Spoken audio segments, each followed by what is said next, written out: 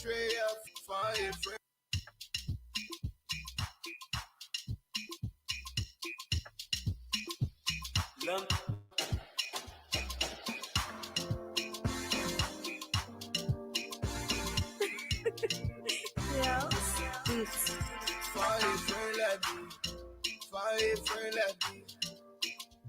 you not want to betray a fine friend like me, fine friend like me, fine friend like me.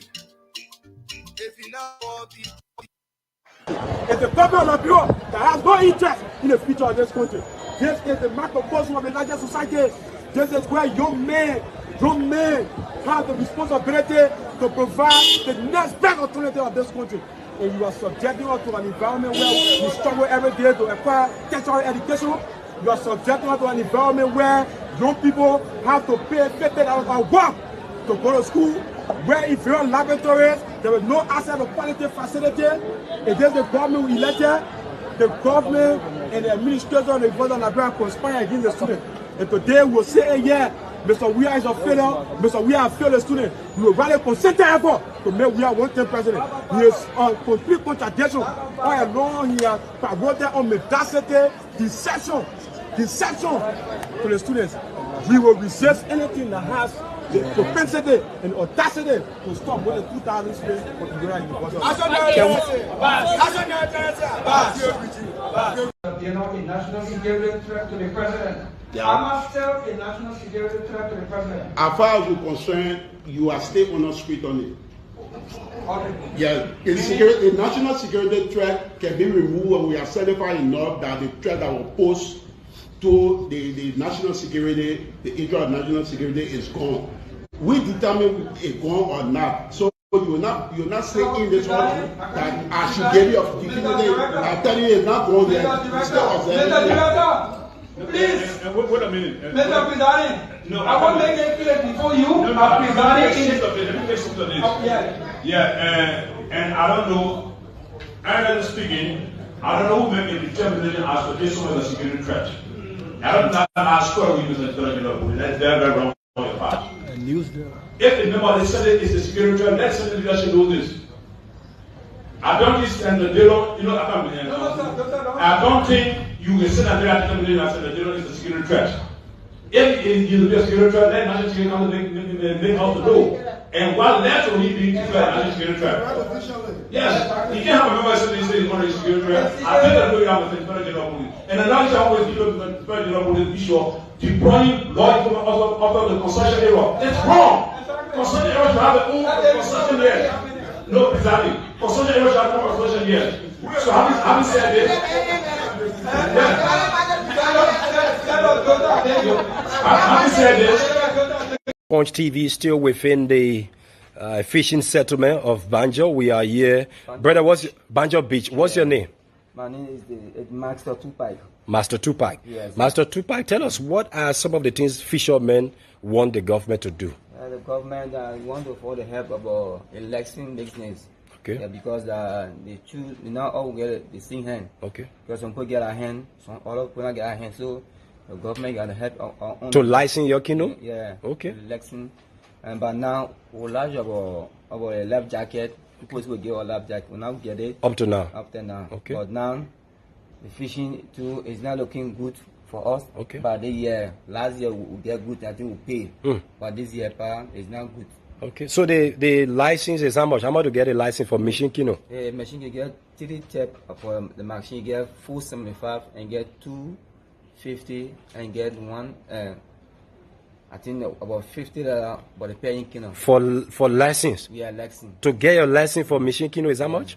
475. 475? Yeah, US dollar. Okay. And how long it goes for before it expires? Yeah, about by year. Yeah. Yeah. 475 for machine canoe. Yeah. Then another kind of machine canoe is how much? 250. 250. Then the peddling canoe? It's $150. 150. $50. Oh, $50. Yes. Okay, so many you're finding it what difficult to? Yeah. We find it difficult about every time that the fishing can be too like some people can lag about fishing about over month or 3 months can't get about nothing. It's just because they will not be offend the government, so got to rush and look for money and pay. And the reason why that, because some people now facing the depot, you know, many things that people now facing. And the reason why we can force ourselves to pay that money. Okay. So what are other things in the community that that are not available that you want government to do? Yeah, the government we need pump here, we need hospital here, we need school. Yeah, we need all road cutting. Okay. Yeah, the road to the 6 hours, so they see climb the road come in the town. Okay. So that thing that was water, hospital, school. Okay.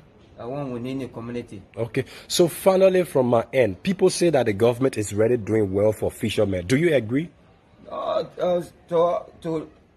real fisher people, you're not doing good for because that's money is too much.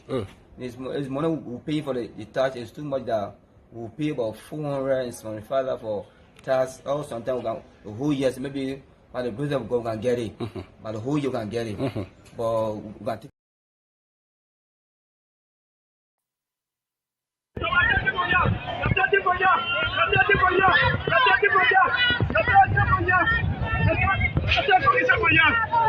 Salah. Why you angry? Why you angry?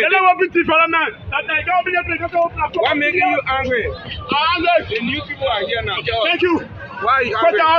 And Salah don't come on in Manakuyo. We are here for development. We get players for this place. They place the problem road. Yes. It's a problem road, not belong here. Please let's take it from here now. So who is waiting to listen to you right now? You the president to listen to me. And want to know who politics here. So why your action will be?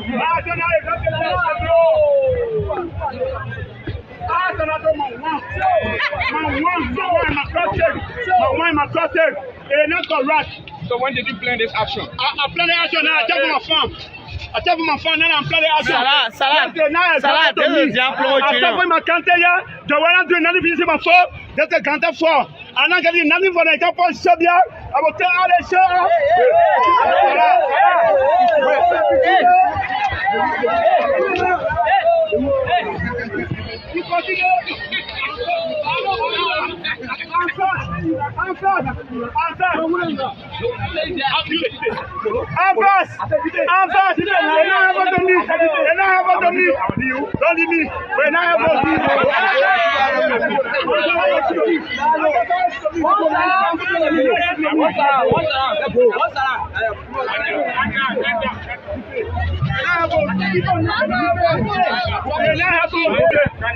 Where are you going to come in?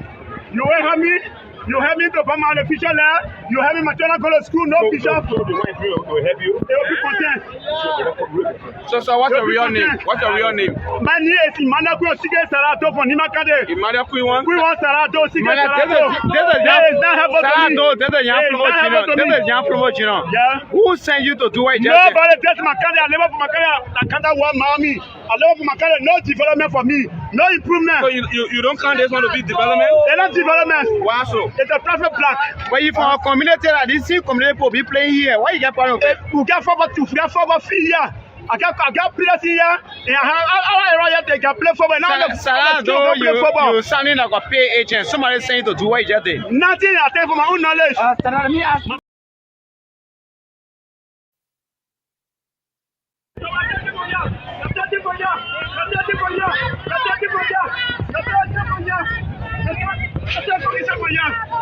Salah. Why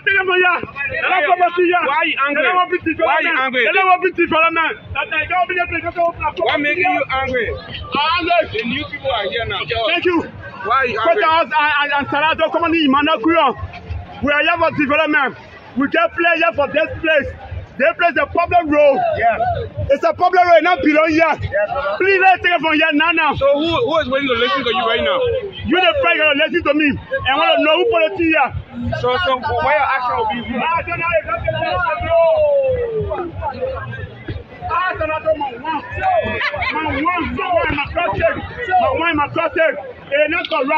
So when did you plan this action? I plan the action now. I tell my farm.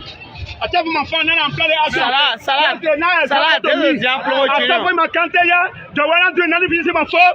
That's a counter for. I'm not getting nothing for the couple of shop here. I will tell all the show.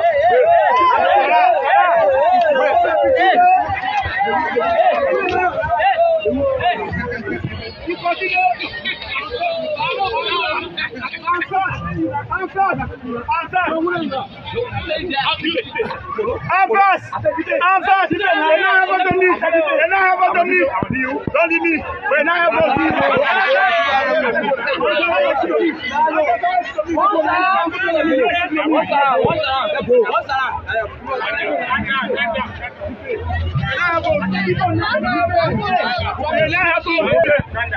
are you going to tell me? You will help me? You help me to come on the official level. You help me my children go to school, no bishop. They will be content. So what's your real name? What's your real name? My name is Emmanuel Kwe Sige Sarato from Nimakade. Emmanuel Kwe Sarato, Sige Sarato. This is young promotion. Yeah. Who sent you to do it? Nobody test Makade. I live for Makade. I can't want mommy. I live for Makade. No development for me. No improvement. So you don't count this one to be development? They're not development. Why so? It's a traffic block. But if our community like this, community will be playing here. Why you get part of it? We get forward to here. I got players here. And I have to play forward. Now Sarah, you sounding like a pay agent. Somebody saying to do what you just did. Nothing. I take for my own knowledge. What's your educational status? I think political science with social work. What's your status? Yeah. Oh, anyway, I'm a first male student. You're what? First male. First male. Yeah. I get enter. You're what? Yeah. Someone like enter. You got that person. First male student. First male. Yeah. That's very too. Marvin. No. How you spell that fresh male? Oh, yes. Fresh. FLEND.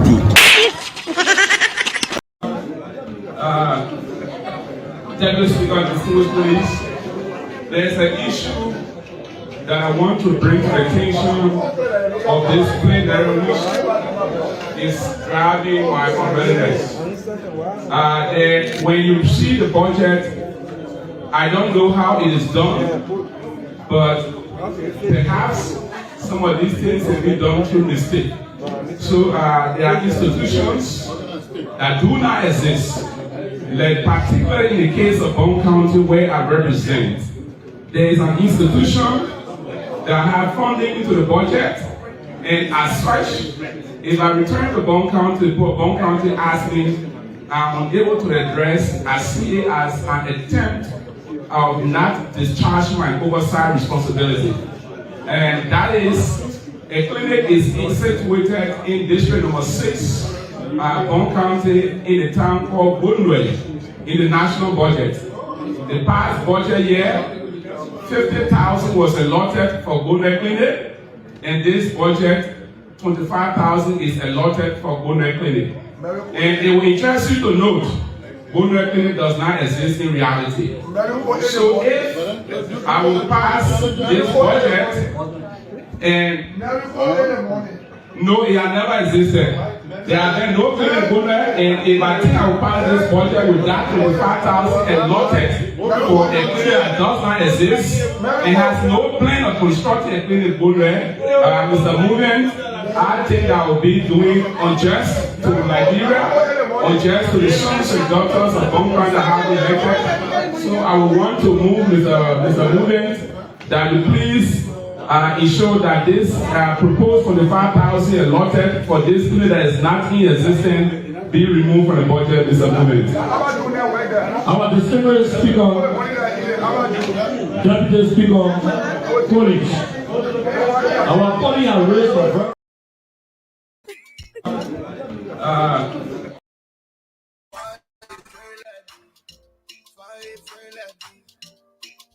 if you not want to betray, fire friend, let me. Fire friend, let me.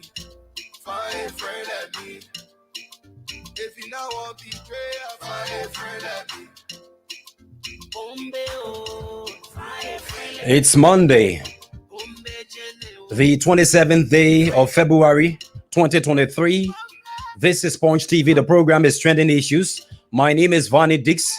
Warm greetings. The pleasure is mine to welcome you to this afternoon presentation of the program, Trending Issues. All of our viewers in and out of Liberia, I would like to appreciate you. Hopefully, we are hoping that you can share the videos as well in as many platforms you can as we drive you up to 6 o'clock this evening.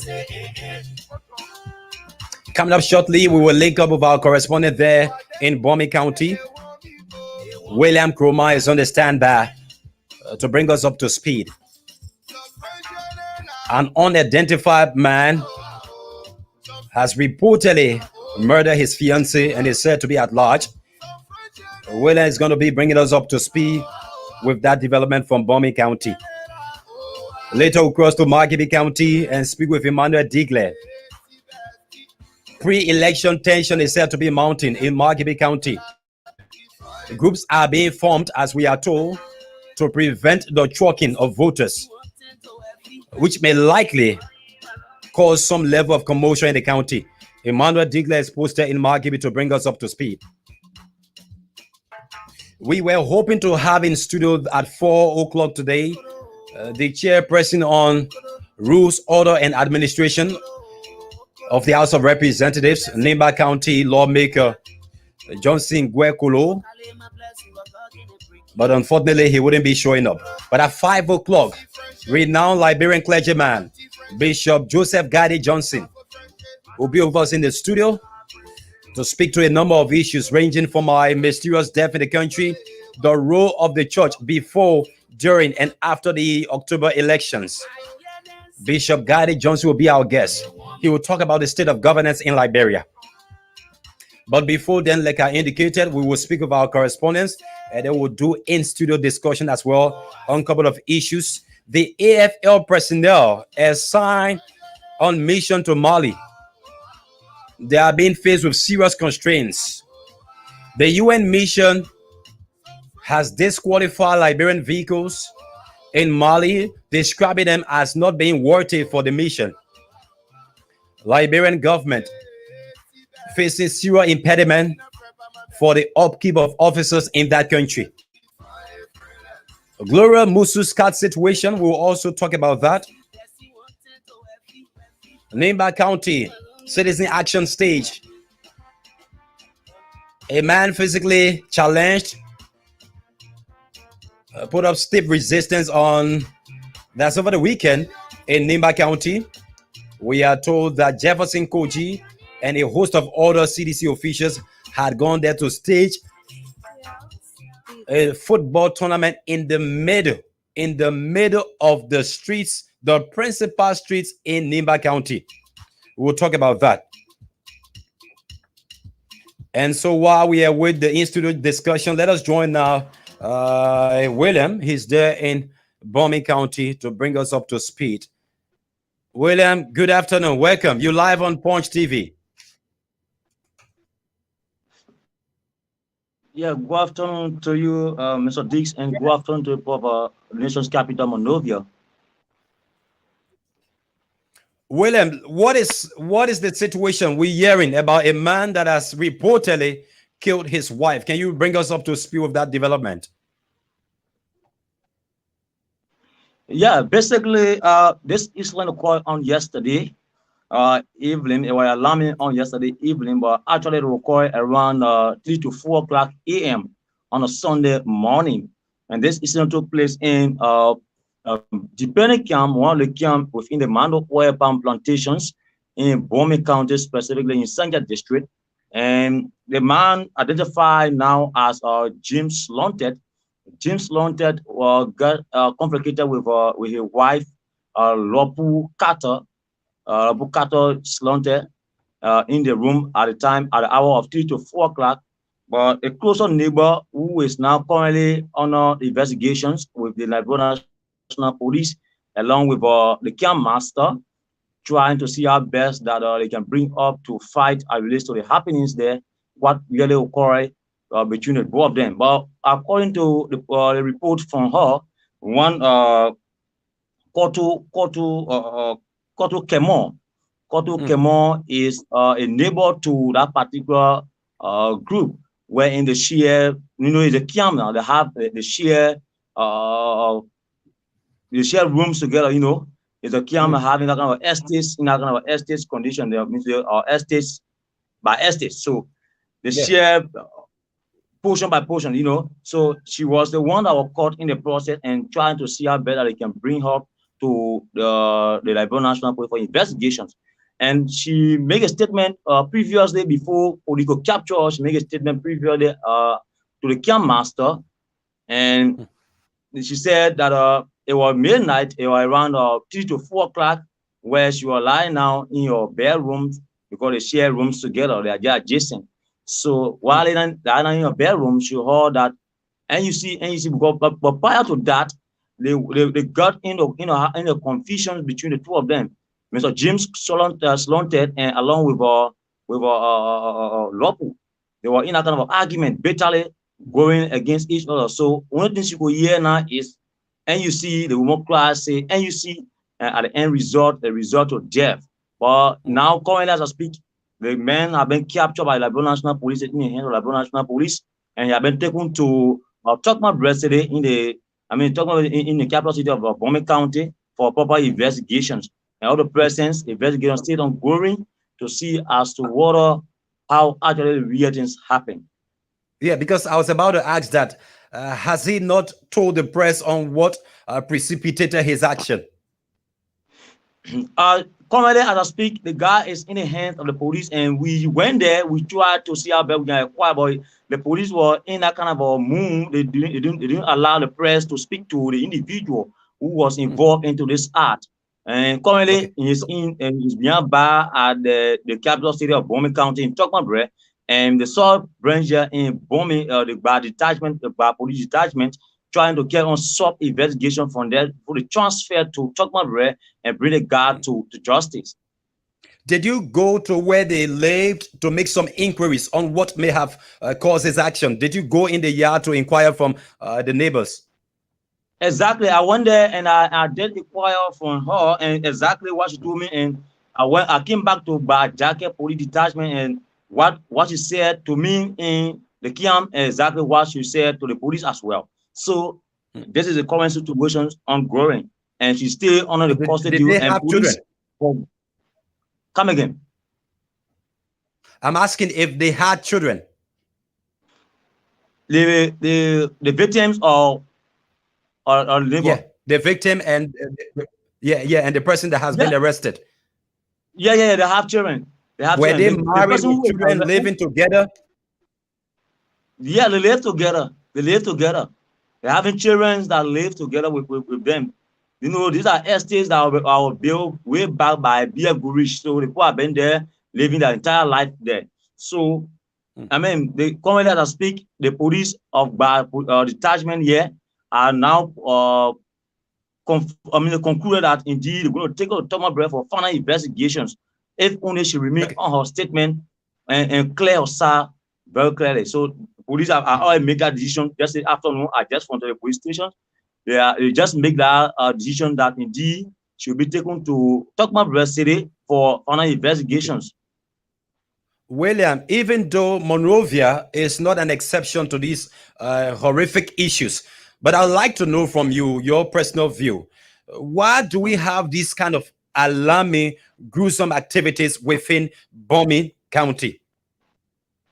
Yeah, this issue have been could be responsible. These have been the serious issues we have been discussing. And myself, it baffles me at times because this is not the first of the kind. I think on numerous occasions, those things have been happening, and we have been reporting on some of these things, but we are not seeing any actions for the government side to see how best that they can curtail these things happening. And the mind of the citizens have been drawing because we are now in the election seasons where we observe other politicians doing the counties, do everything that they can win elections. So we are observing in that direction. So, I mean, it's somehow look confusing to us because we just lost in that kind of ritualistic killing just occurring in Bombay counties have been very, very bad into our counties. So we need, the government need to actually see reason on some of these things because it's not just this. Of recent, when the two individuals and along with the little boy, the 2 years old boy who killed in one of the district called Duan district in the same Bombay county, and within that same week, a big brother got missing, in one of the districts in Sanje. In A pregnant woman. But that, a pregnant woman. She got missing. But that it was fortunate that they found her, and she gave birth. It was abortion she did at the end result.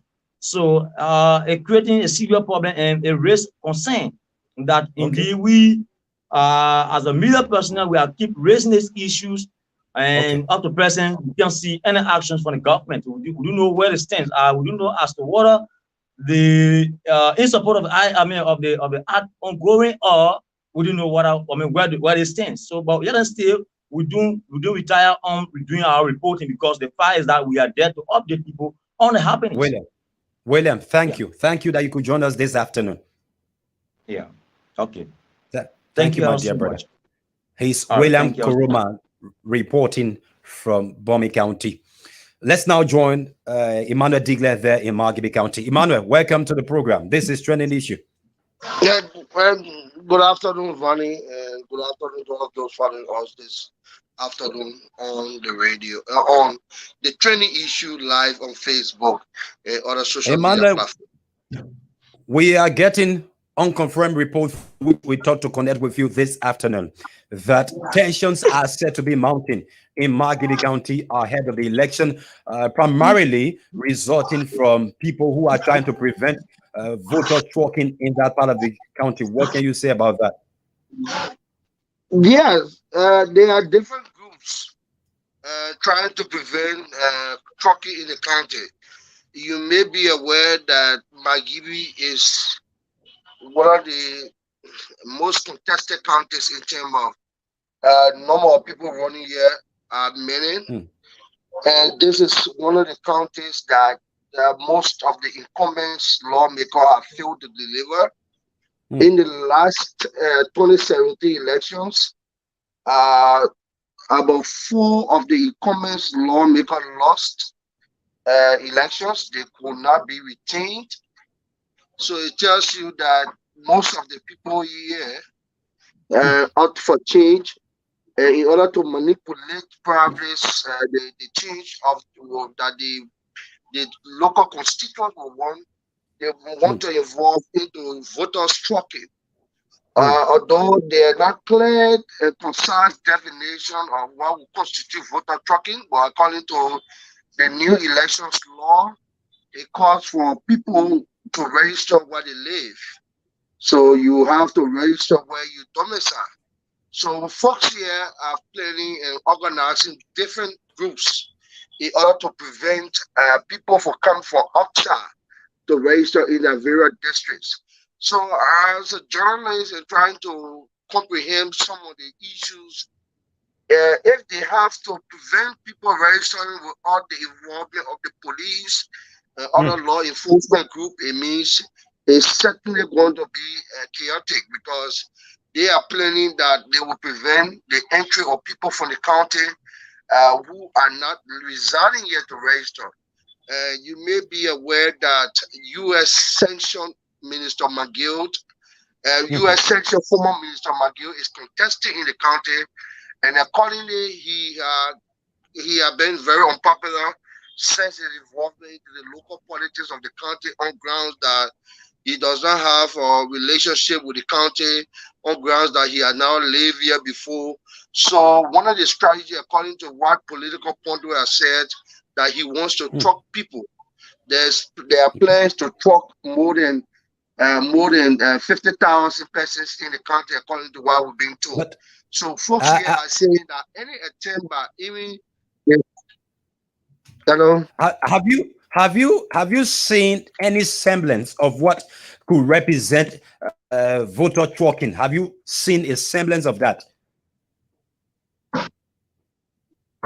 Yes, according to what we've done, an investigation we've done, we have carried on findings where there are compounds and facilities, houses being rented around the city. According to our sources, they are renting these houses in order to host people who are coming for who are to be trucked in the county. There are different locations. There are locations in the lower end of the county. There are also locations in Kakata. They are calling it, want to truck people from Bong to Magibi, and as well as from Monsuwara to Magibi County. And not just that, they are also incumbent lawmakers who have not done anything. They are not performed according to their local constituents. So they are also planning trucking in different groups, including some of the candidates in the elections, some of the would-be candidates aspiring in the election are planning with the local constituents to organize anti-trucking group to prevent people and discourage people from trucking into the county. But yet we still try to see as a what that would be possible, as a what there would be a way to prevent people from being trucked, especially with the fact that doing voter registration, and there are people who would say they reside in Monrovia and they want to come to Kakata to register because they want to vote in their home county. That would be something we all want to look up to see as to why it works. Emmanuel, but the simplest of trucking is very hard because there are people who running in the county that don't have the rapport with the local people in the county, like the case of U.S. sanctioned former Minister McGill. Has this been brought to the relevant authorities, either the NEG officials through the magistrate in the county or the LNP? Has there been an official communication from either of the groups? This are not started, and you know that the process is a week, almost 2 weeks to 3 weeks away, and so there are just some of the issues we're hearing on radio. People calling on radio talk shows on street corners and saying that we would not allow anyone to be trucked because people who are trucked in the county, when they make decision, and us are going to suffer at the end of the day, and those who are trucked, when they made a decision to go back to where they reside. So there's something that all of them talking. It's just in street corners and on public radio platforms.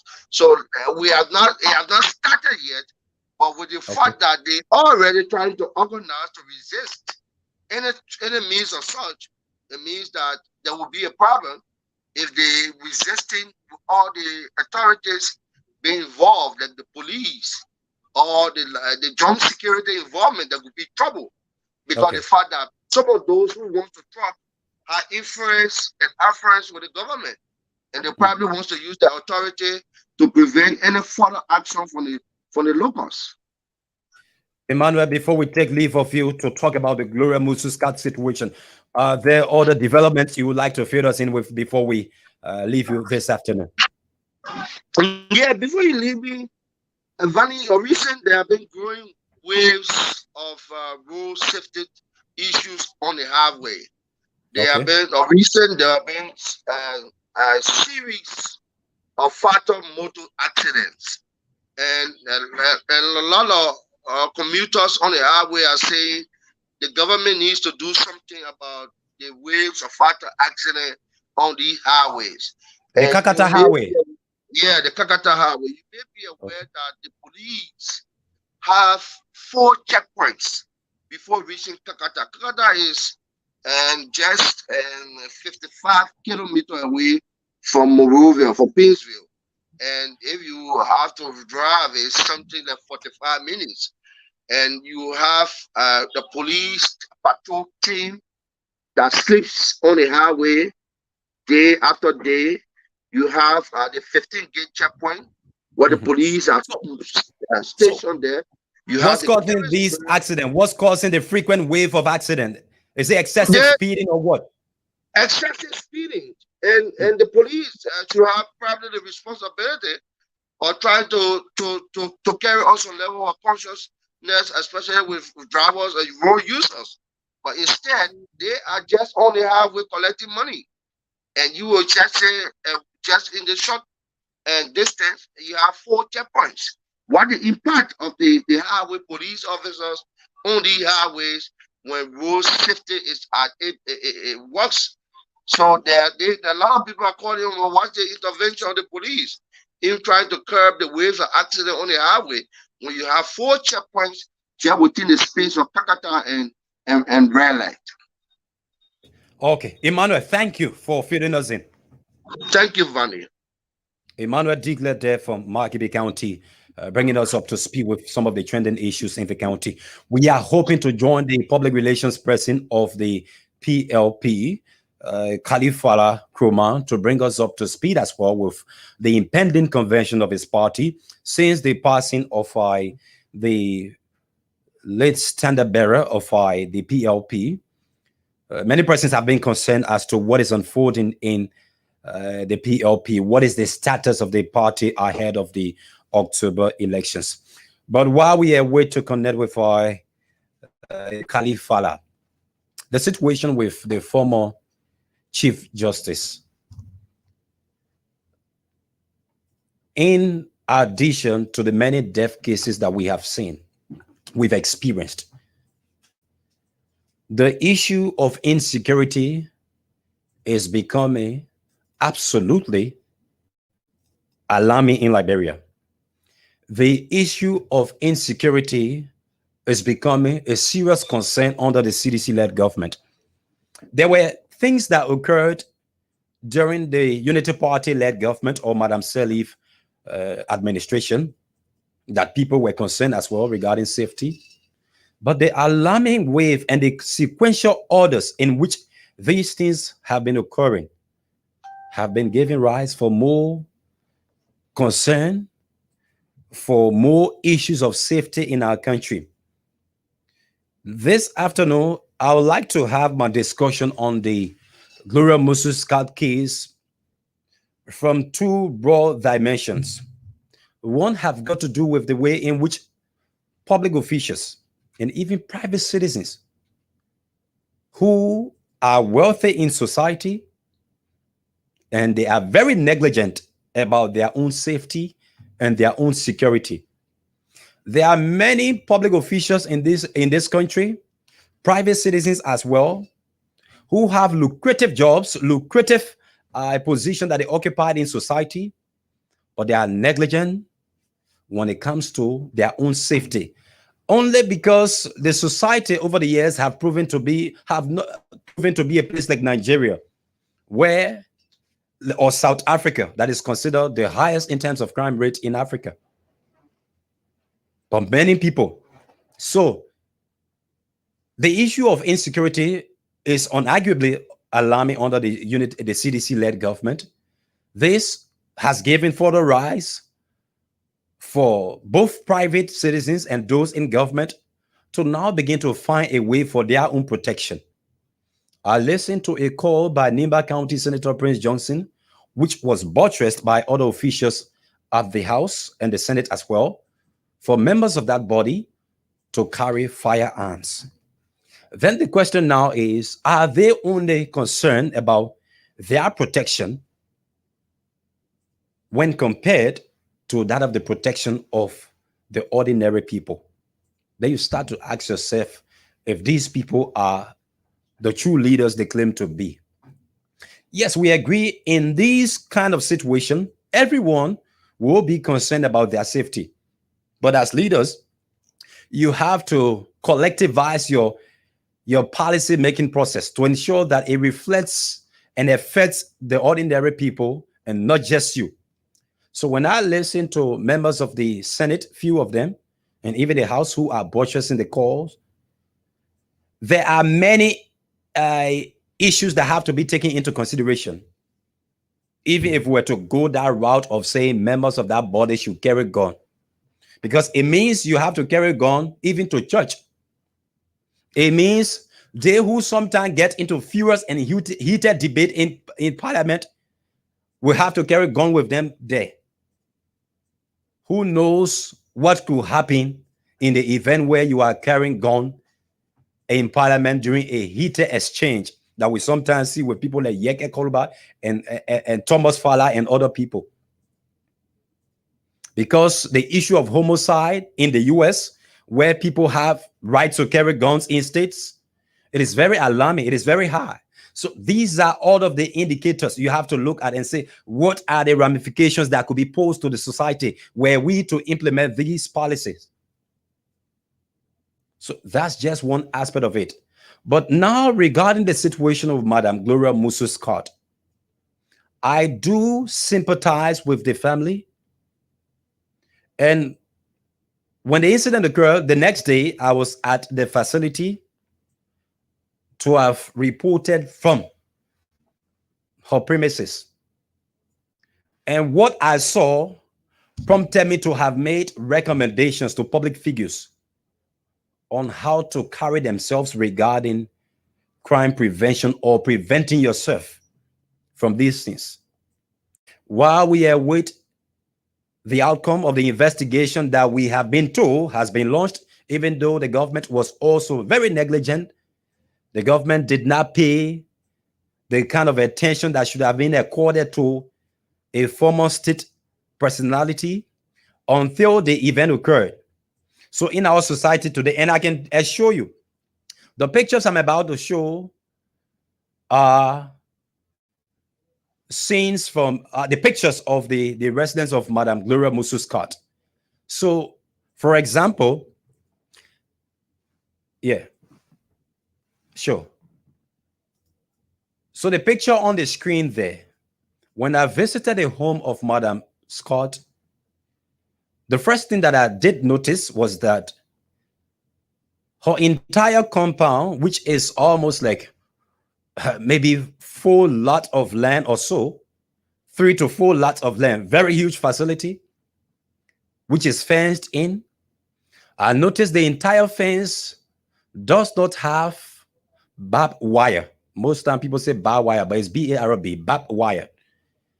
The fence does not have barbed wire. If you are looking at the footage there on the screen. Also, the fence does not have light bulbs. The entire fence, I saw only a single light bulb of the entire fence, which I'm told by the neighbors that it is not functioning. So the entire fence does not have light bulb. Also, there is a single light pole on the compound that does not have light on it. It's just a single pole wherein the cable is connected to that pole. Also, it does not have barbed wire. It does not have the issue of light on it. Also, the home of the former Chief Justice does not have a CCTV camera. I'm saying these things to further caution other officials of, if you are just take a look at the photos that have been uploaded on the screen for you, you notice that there are no barbed wires. There are no light bulbs on the fence. And then I was told by the immediate neighbors also, and then, okay, there is a photo now on the screen. You will see a stockpile of crushed rocks right by the fence. This is a very convenient place for anyone to access the compound. That's the compound of the former Chief Justice. I'm not saying this to be negative on her part, but I'm saying this to caution public officials. The photo that has been uploaded again, you see closer to her fence, there is a tree. And not just this tree, there are other trees closer to the fence, making it much easily accessible for people who want to enter the fence. So if you look at the photos that we display on the screen for you, it tells you if you're in this country and you are a minister or former minister of government, you have to be very cautious about how you go about with your safety and security. We are not saying this to mean that or we want to pass judgment or want to be quick in terms of the report. No, but we are saying this to admonish others, even private citizens who have their houses in fence, to ensure that these security deterrent measures are effectively instituted, thus serving as the first or primary force to ensure your protection, ensuring that you have barbed wires, even going to the extent to make sure that the barbed wires are electrified, making sure that you have light bulbs mounted on the fence, and also ensure that the trees that are closer to the fence and other hills, stockpiles of dirt and rocks are removed from around the fence. The reason for which I thought to bring this up is because many persons, when this incident occurred, they were asking the question, how did this happen? How did the person access the compound of a former Chief Justice? So when I visited the compound, then I realized that the compound is absolutely vulnerable. The compound is indeed vulnerable, and not just her compound, but the compound of many officials and private citizens that have the money. I'm not saying those who don't have the money, but you that can afford. You have to make sure that you institute all of the safety measures that you can afford at your back accord to ensure that your safety is ensured. I was told by by someone from the compound that the young lady that lost her life in the process, reportedly, she was trying to prevent the killer from attacking her mother. I'm told when he was approaching Madame Gloria Mususcat, that's when she jumped on him, preventing him. There were 4 young ladies on the compound that night. This was the narration that I got from her pastor, who also has access to the building. He did inform me that she was trying to prevent the criminal from harming her mother. I'm also told that Madame Gloria Mususcat tried using the pepper spray on the criminal, but that was unsuccessful because what he gathered when he went there was that she did not know how to use it effectively.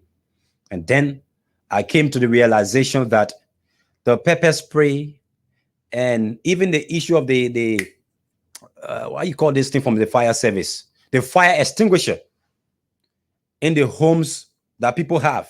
Many people have it in their home and they don't know how to use these things. So many, it is worthless to have a fire extinguisher or pepper spray and you don't know how to use those things for your safety. I remember back on Ashmore Street, while Truth FM, we were still on Ashmore Street, we had fire extinguisher right in the building. The station was gutted by fire, but many of the folks on ground at the time did not know how to effectively use the fire extinguisher to extinguish the fire. And so there was a terrible disaster that confronted the institution at the time. So that's the situation. We are hoping that the government now, the second part of this interaction is that state actors will begin to make sure that people have confidence in the police, at least for once. The woman called you and told you that people were attempting to take her life or attempting to move on her. And the government did nothing. Had this been the former Minister of State at the time, had this been the Minister of Finance, had this been any ranking member in this CDC-led government, this would not have happened. Why? Because the police is being headed by someone who is a stooge of President Weah, someone that does everything that the president instructs him to do. And so if this were a situation that involved Samuel Twe, Jefferson Koji, Finda Bondo, no, they were going to send EPS, going to send ERU and other officials there to ensure that they were protected. But this did not happen. And people in the police, the LNP, the AFL, and other security apparatus, this is why most time the citizens will brand you as being an accomplice of the government when it comes to doing wrong. Because you are supposed to be neutral. And you're not doing these things. When are we going to begin to trust the police? When a former Chief Justice would take the telephone, page text messages to the police revealing the threat, imminent threat that were being posed to her life, and the police flagrantly ignored doing anything. And like I'm saying, this is because it did not involve Jefferson Koji, neither did it involve the finance minister, none did it include Finda Bondo or the former minister of state. They would have acted with all urgency. That's the type of country we get. When you're in power, then the man who over the AFL or the police, he will do everything to make sure that he make himself to look good. And I've said this repeatedly on this platform. The man that currently heads the police was like a bad boy to President George Weah. The time Weah were playing football, and the current police boss, Patrick Sudu, was still a low-ranking police officer. He was those officers or the key person that used to accompany Weah in the clubs whenever Weah came down from France and other places. Patrick Sudu will take off his official uniform and then go out there to protect Weah in the clubs and other places. So his job at the LNP is a payback. And so this man's judgment is being beclouded by the payback he has received from President Weah.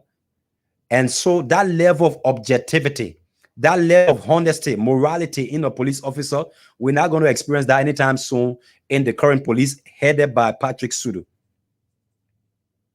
That was a flagrant disregard, flagrant negligence on the part of the police to have ignored not just a former Chief Justice, but a citizen of the country that took up her time to have reported an imminent threat that would have been inflicted on her life. And that was executed. We listened to Councillor Jerome Verdier. I have been in touch with him of late also to have him further expand on some of these revelations that he has started making. And we, unarguably, cannot rule out some of these allegations because we know what these officials are capable of doing to maintain themselves in power. A government that was once popular now has lost popularity, still wanting to maintain governance, will go at any length to ensure that they stay in power. And this is why we keep echoing the need. This fraudulent census report that was released, inflicting the figures of the Southeast. And the last time I said that, there is a connect between census report and that of cheating in elections. There is a connection. If the government, which we have started noticing in power, knows that these counties are my stronghold, they are going to exponentially increase the population of those counties, making them up for voting purpose. And in the end, once we go now to election, they say, oh, but they county, then they been having so amount of people. The county been having so amount of people. Have you seen the exponential way in which the population in Grand Coup and other southeastern counties increase when compared to other places? And that's why the last time I was very rare when I said it takes people in the health sector and those with expertise in demography to tell us how did we experience such exponential increase in those counties. Elections are not stolen on election day. Elections are rigged far ahead of the election day, ahead of the polling day. Everything we see happening now by the government, these are tactics, these are actions intended to manipulate issues on the D-Day. And this is one reason I have repeatedly said, a society where the voices of the people are muted is a dead society. We have to speak out and speak now because the international partners are watching. The international partners have given us all of the green light to show that the other government power will not let it from sanction to lack of support to them not calling we are to go sit down in the US, they have given the Liberian people all of the indicators. All you need to do. That was why the US embassy, there was a press release that came up when the US embassy said it now lays with the Liberian people surrounding this issue of corruption. What was he saying? He is saying, make that decision known at the ballot box. Show to these people that they have been stealing. President Weah, who 2014, when I went to cover him at his rehab residence, his home was like one man who making $1,000 US trying to maintain his late life. Today, he is a millionaire, and someone wants to tell me that the man at least he built in the country. What is the connect between his house, his condominiums, as you say, and your current living condition? What is the connect between the day you stood in the sun 2017 to vote for Weah and your current living condition? If you cannot find a connect between those two events, the day you stood in the sun and your current living condition, what is the connect between the day you do that?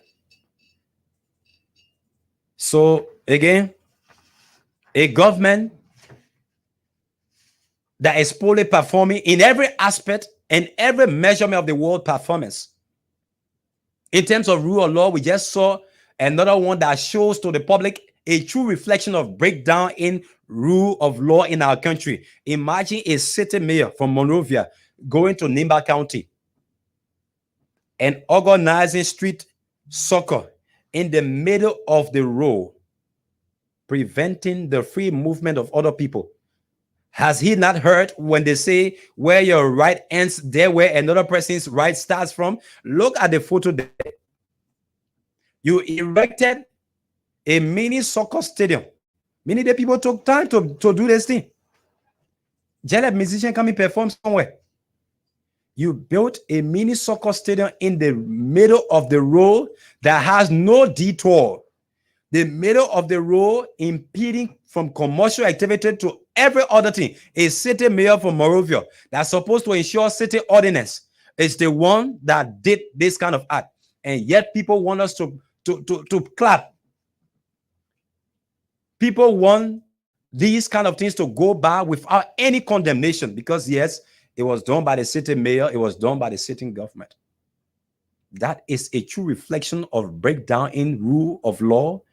It's a true reflection of a creeping form of dictatorial government. A despotic regime is the one that will embark upon doing anything and care less about what the people feel. In the middle of the streets. Liberia already, we ain't got good roads. You don't got places for people to detour. And then in the middle of the streets, you went and erected artificial soccer stadium or in the name of a peace tournament. You can have a society where you say you're doing one thing and then you're affecting another man's right. Another man's has. Then where is the freedom of movement? Many of this government cares less about that. About the freedom of movement in our country. And people are doing these things and want the society to remain.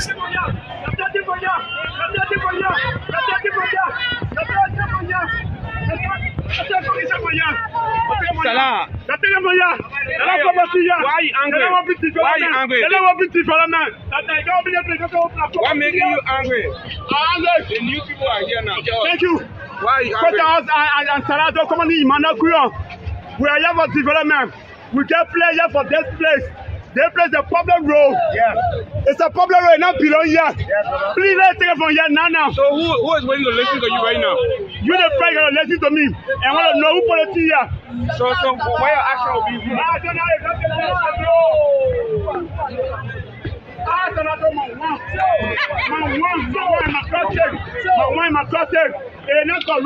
So when did you plan this action? So let us bring you the highlight of what happened in Nimba County when we saw this courageous and brave Liberian trying to put up.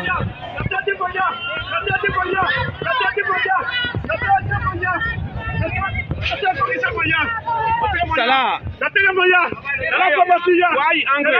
Why are you angry? What making you angry? The new people are here now. Thank you. Why are you angry? And Salah don't come on in, man. We are here for development. We get players for this place. This place is a problem road. Yes. It's a problem road, not below here. Yes, please let's take it from here now. So who is waiting to listen to you right now? You the friend gonna listen to me and want to know who put it here. So why your action will be?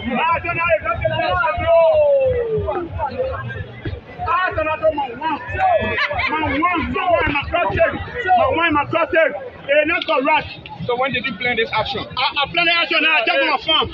I tell my phone and I'm planning out. Salah, this is young flow. I tell my country, the way I'm doing nothing for my phone, that's a counter for. I'm not getting nothing for the couple Sabia. I will tell all the show.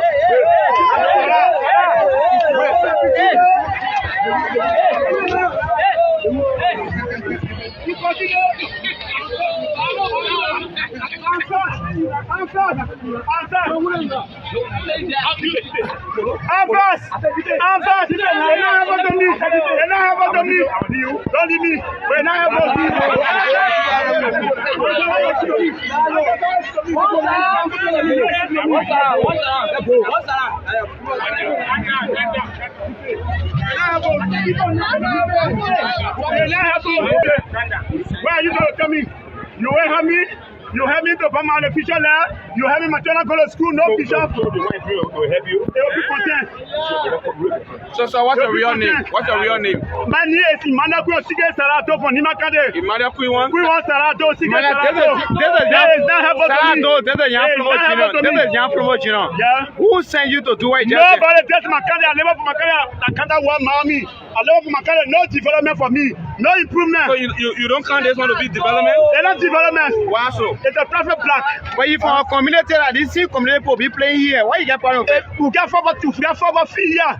I got players here. And I have they can play forward. Now Salah, you sounding like a pay agent. Somebody saying to do what you just did. Nothing. I tell from my own knowledge. Let me ask you.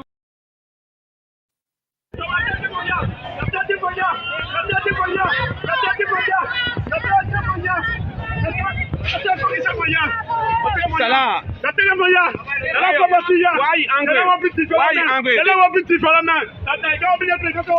making you angry? The new people are here now. Thank you. Why are you angry? And Salah don't come on in, man. We are here for development. We get players for this place. This place is a problem road. Yes.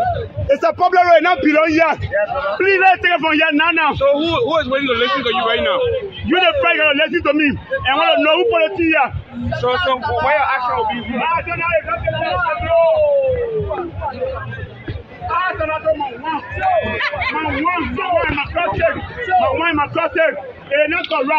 So when did you plan this action? I planned the action now. I check my farm. I tell my phone and I'm planning out. Salah, this is young flow. I tell my country, the way I'm doing nothing for my phone, that's a counter for. I'm not getting nothing for the couple Sabia.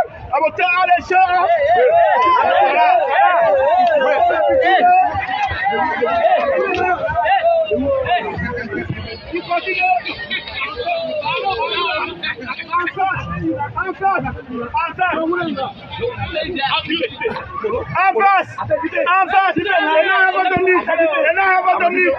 Don't leave me.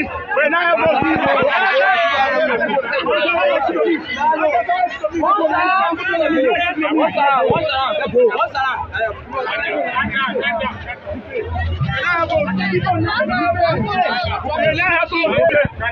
where are you going to come in?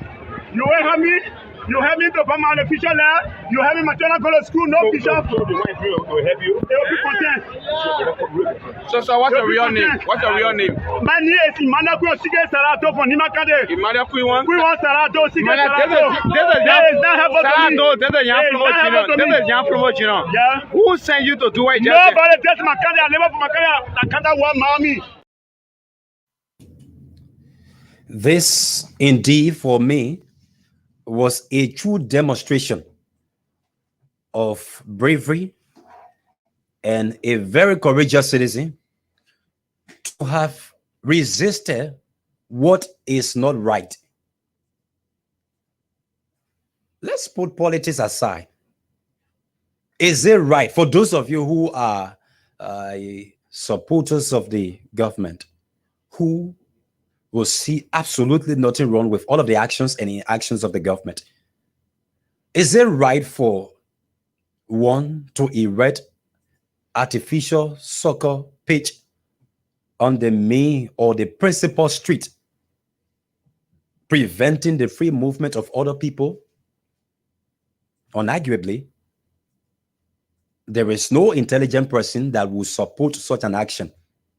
And so that was absolutely wrong.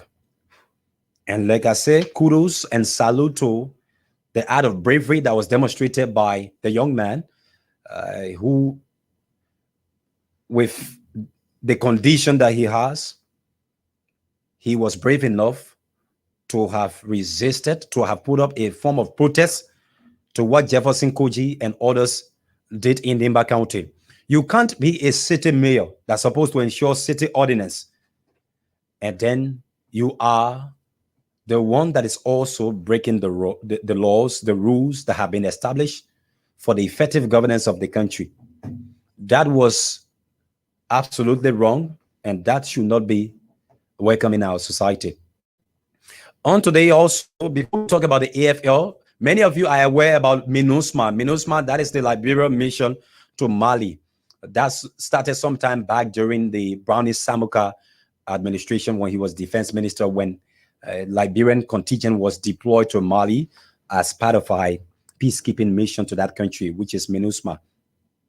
So we'll talk about what the AFL, talk a bit about what they are faced with, the AFL mission to Mali. Unspeakable situation. Imagine soldier men have to go buy their own medicine because the country not sending them medication. We'll talk about that. But today, the COP of the CDC, you know, now every group in the opposition, there is a counter formation of a group from the government angle, wherein the COP has been established from the which is the CDC COP. And then they are condemning the action of media institutions that are, according to them, preaching hate messages, which I, in my view, very much agree that hate messages have got the propensity to undermine the peace in our society. And as such, whosoever is responsible, without being partial in how we do that, such media institution or person, not should, but must be condemned at all times. And so their communication came up today. But again, there are many media institutions in the country today that are perceived to be pro-government institutions. On those media outlets, there are journalists that sit there and spew out hate messages against opposition figures.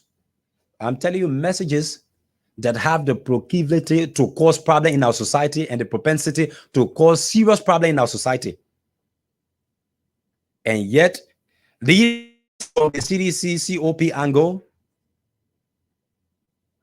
they wouldn't come out to condemn such action. But most of what has been coming up in most recent time have got to do with the revelations that have been coming from Jerome Verdier and a few other folks in the media regarding some of the gruesome murdering in our country, as well as the mysterious death. These are the underpinning factor for which the COP is now releasing a statement to say we condemn media institutions that are preaching hate messages. But hey, there are pro-government institutions that are in the habit of releasing messages in the airwaves that are very detrimental to the peace and stability of our country. But that's why P.L.O. Lumumba said in one of his most heralded speeches, when he said, if the thief is our thief, we will support him. But if he's from another person era, then we rain all of the backlash on him. And that's what we consider him to be a thief. If the media institution is promoting the government and journalists there are preaching hate messages, we have nothing to do with that media institution. But as long as that media institution is perceived as being objective, That's when you will find people like the COP coming out with press statement. We must welcome the idea of anyone that frowns at the issue of hate messages in the media. But that has to be done with high sense of impartiality on how the communication is issued in the media. You can't come at a time when your communication is directed primarily at the people who you see as being against the government. So that's the communication that came up from the COP. And on today, before we hopefully be joined by Bishop Gadi Johnson to talk on a number of governance issues, we're just trying to weigh in on some of these issues. Our first guest, the chairperson on Rules, Order, and Administration, Nimba County District 9 Representative Johnson Gweglo, could not be with us. And so we are weighing in some of the topical issues in our country. Today, former Vice President Joseph Boakai also convened a press conference, a major press conference at his residential offices on the Rehab Road. And he spoke to a number of issues, but the key one have got to do with the issue that was experienced by the former Chief Justice, Madam Gloria Musu-Scott. He called for speedy investigation into the matter and also talk about the need for the state to provide security for not just state actors, not just former officials of government, but provide holistic security for the country and its people. And in my personal view, this is not going to happen in our society where once you are in the opposition, people who are with the police, the AFL and other places, they view also like you are an opponent because they believe that to do the right thing might present them to the president and those in authorities as you siding with the opposition. And so they do their work like some stooges. You just hold the nose like stray dogs. You know those dogs that in the American show you watch, when the people carry you, they're hunting dogs or so. When they roll come somewhere or the barman, then they get a dog or in a place controlling them. That's how sometimes these people behave, like a stray dog, where you have to do what people say you have to do. You don't have your independent judgment. And this is the kind of society we have under a former peace ambassador, a man who is acclaimed globally as peace ambassador. It is under his administration that we are having rampant corruption. It is under his administration that we are having this rampant and gruesome killings of people. And these things are not going to go unnoticed with the international partners. Records are being taken daily, and the day of reckoning is going to come for those that are doing these things. So now to the situation with the AFL. During the Sirleaf administration, the Liberian government dispatched a contingent of officers to go and help in restoring peace in Mali. You know, our country for several years in Africa and the world at large was known as a war-torn society. Our image was decimated by Charles Taylor and his likes and many other folks today who are parading in our society. The image of this country was decimated by those people, thus affecting many developmental issues in our country, some of which were restored by the government that took office, Unity Party at the time, back in 2005, 2006. And so fast forward now, we dispatch a team of military personnel to Mali to go and aid that country. Always we the one people been coming to assist us. But how the UN mission works is that the UN signed an MOU with member states. Every member state signed onto an MOU with the United Nations that encapsulates a number of responsibility on the part of the member state that is going to dispatch people to any country. For example, on what you call contingent responsibility. Under the MOU, they got what you call arrival or arrive with serviceable equipment and that reflect the requirement of the MOU.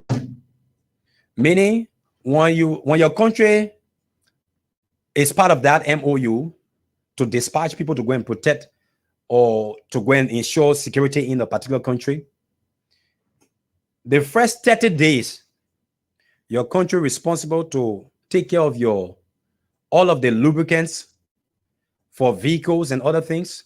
Your country is responsible to provide vehicles as well as you people going. Your country is responsible to take care of your water and other feeding issues for the first 30 to 90 days. That is what the state actors affixed their signatures to with the UN. So Liberia signed, say, okay, yeah. Guinea signed, the other countries signed, say, okay, we sign onto this MOU that when we dispatch our soldiers, we're responsible to take care of them for the first 30 to 90 days. We'll provide their food, their water. They come in with all of the vehicles that they need in order to move around. So in Mali today, the Liberian army or the Liberian mission is the most underlooked mission in the entire MINUSMA mission to Mali. A highly placed source has hinted that to us. The Liberian mission is the most, and not just the mission there. I remember the case of a former ambassador. He's now ambassador at large, who told me, he said, Dix, even at the UN, we used to be like the most looked upon mission, wherein you will see other people when a conference is done or a UN meeting is done, you see other people, other ambassadors, vehicles coming to take them to their residence. Sometimes as ambassador, we had to go and stop commercial vehicle to go back to our residence. See how appalling it is and how damaging it is for your image on the international scene. When the program finished, God is my witness. The former ambassador told me, he said, sometimes we had to ride on another vehicle belonging to another ambassador that they will go and drop us to our mission. That was how the situation was, like he said, when he was assigned. And I want to talk about when people be working on the foreign mission and their salary not going in time. They're just looking fine in women country. Many people go there because they get the opportunity to send their children to advanced schools. But sometimes the home office, you can make better things and your life improves sometimes than outside there. So the UN mission, most of the vehicles that the Liberian army have got in Mali, they are defective. The UN say they're poor, they're not good. And so it is shameful, it is embarrassing, it is disgraceful that our soldiers will be riding on the vehicles of the Nigerian people in Mali and other missions that are assigned there. That's what we have been told.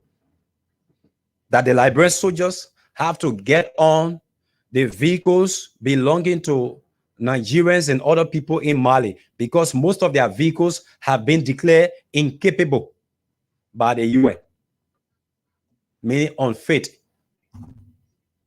It's not mission worthy to be used. That is the situation that the people are faced with. There are many disenchantment within the AFL today, but because of the sensitive nature of such a security body, they are trying to handle these things backstage and communicating with people in the media and civil society actors to echo these things so that the government will do the right thing.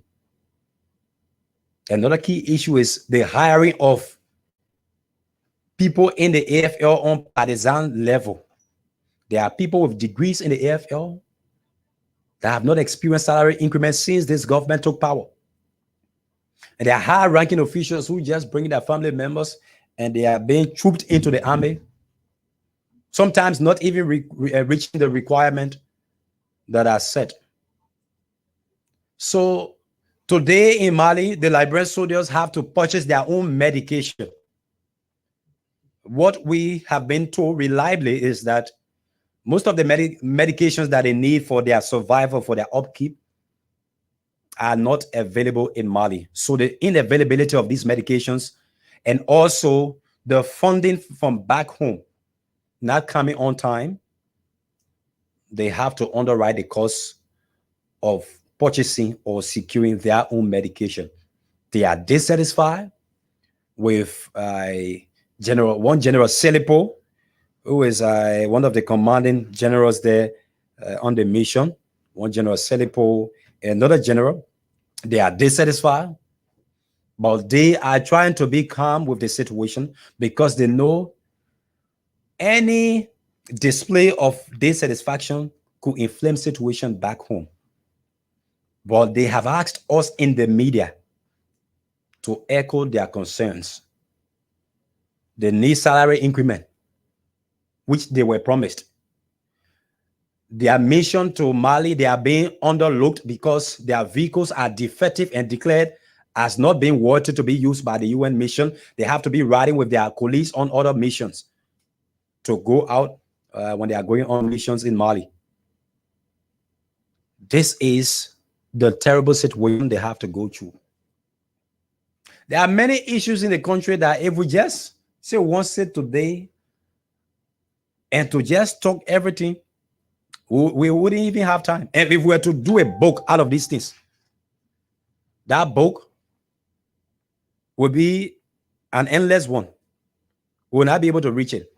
So this is the case with the Liberian soldiers in Mali. The Liberian government is incapable of underwriting the cost of many things. You have to underwrite the cost of your vehicles. You have to underwrite the cost of the payment of these people. Then the UN, after a certain period of time, will do reimbursement. And not like, oh, the Liberian government carry their vehicles, then meet that free. No, the UN is going to reimburse you for everything. It's part of the MOU that is signed with these state members. You just need to play your part. It is the UN that transports the vehicles. It is not even the Liberian government. All you need to do is to make available the logistics, make available the manpower, and then they will do the transportation. When they get there now, you have that responsibility to take care of them for the first 30 months, moving up to 30 days rather, moving up to 90 days, after which you will be reimbursed as well. So it is your vehicles that you take there, and you have to make sure that those vehicles are maintained. They will still reimburse you for them. But our government, many things they're not being able to do. Many things they're not being able to do. The soldiers are complaining in Mali. The soldiers right here at BTC, they are complaining. Some of these things, like you left fire under grass, and you don't know that fire stay under there. These things be happening small. People talking it small. I remember back then during the Doe regime, they said there was a superintendent from Nimba County who first hinted that he spotted men in the bush at the time, and that was left unattended to. That was left unattended to. But we saw the consequences back in 89. These people are complaining. These people are complaining in the AFL right here at home, and those that are also at the MINUSMA mission in Mali, they are complaining. The qualified ones cannot get salary increment.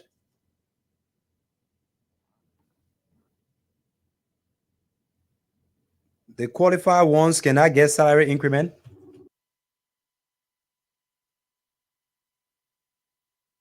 The qualified ones cannot get salary increment, and people are being placed in the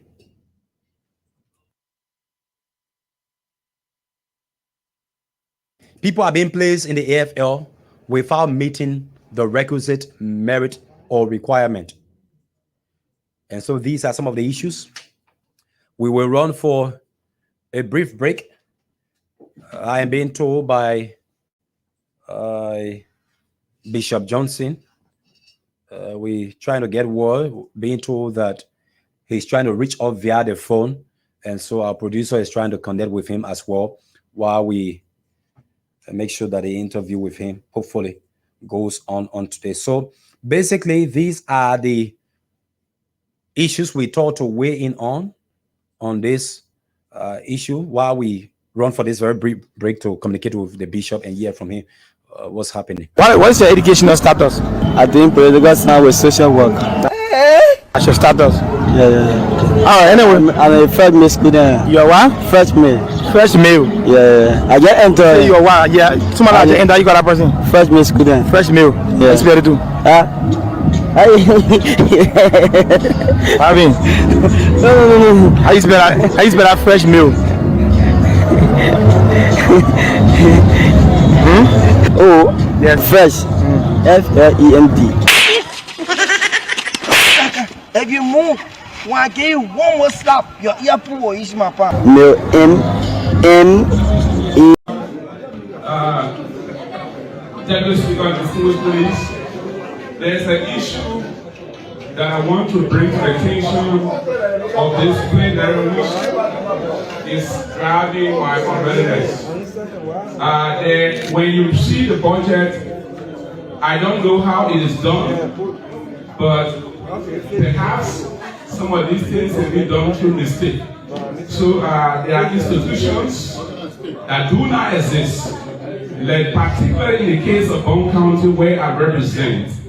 There is an institution that have funding into the budget, and as such, if I return to Bond County, Bond County asks me, I'm unable to address, I see it as an attempt of not discharging my oversight responsibility. And that is, a clinic is situated in district number 6, Bond County, in a town called Bunwe, in the national budget. The past budget year, 50,000 was allotted for Bunwe Clinic, and this budget, 25,000 is allotted for Bunwe Clinic. And it will interest you to note, Bunwe Clinic does not exist in reality. So if I will pass this budget, and no, it has never existed. There have been no clinic Bunwe, and if I think I will pass this budget with that 25,000 allotted for a clinic that does not exist, and has no plan of constructing a clinic Bunwe, Mr. Movement, I think I will be doing unjust to Nigeria, unjust to the sons and daughters of Bongkran that have been elected. So I will want to move Mr. Movement that you please ensure that this proposed 25,000 allotted for this clinic that is not in existence be removed from the budget, Mr. Movement. Our distinguished speaker, Deputy Speaker, College. Our colleague has raised for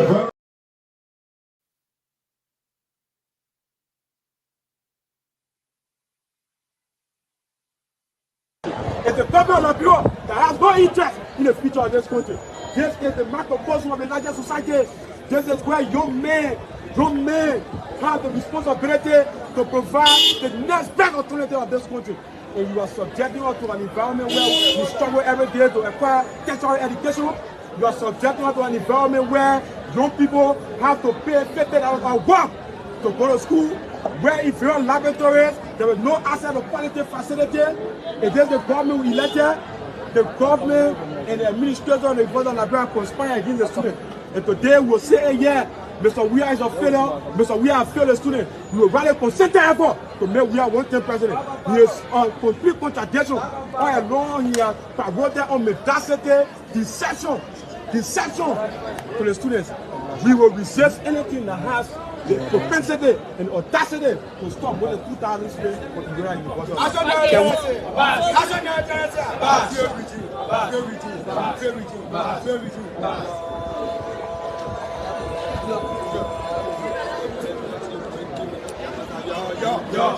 Okay, so apart from your institution putting up a release, what has been some of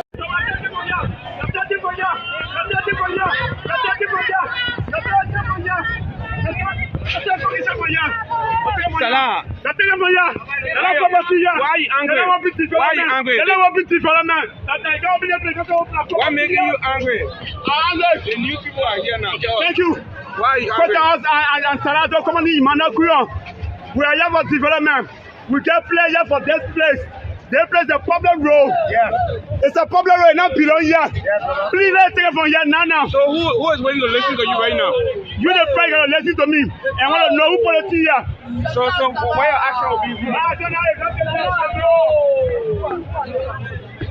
don't know. my trusted. It's not correct. So when did you plan this action? I plan the action now. I check my farm. I check my farm now. I'm planning action. Salah, this is your promotion. I stop with my counter here. The one I'm doing nothing for my phone. That's a counter for. I'm not getting nothing for the couple of shop here. I will tell all the show.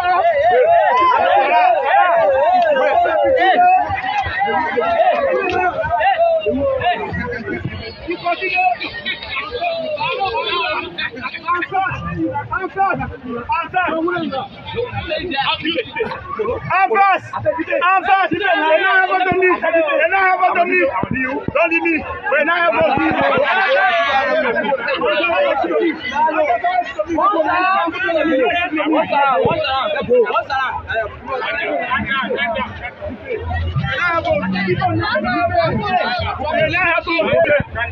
Where are you coming? You will help me? You help me to come on the picture there. You help me my children go to school, no picture. Will help you. They will be content. So what's your real name? What's your real name? My name is Emmanuel Sige Sarato from Nimakade. Emmanuel Kuiwan? Kuiwan Sarato, Sige Sarato. This is your promotion. Yeah. Who sent you to do what you just said? Nobody test my country. I live for my country. I can't want mommy. I live for my country. No development for me. No improvement. So you don't count this one to be development? They're not development. Why so? It's a traffic block. But if our community like this community will be playing here, why you get part of it? We get for fee here. I got players here. And I have they can play for me. Now you sounding like a pay agent. Somebody saying to do what you just did. Nothing. I tell for my own knowledge.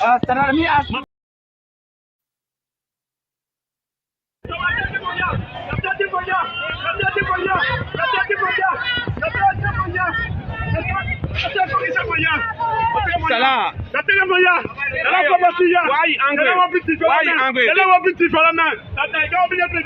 What making you angry? The new people are here now. Thank you. Why are you angry?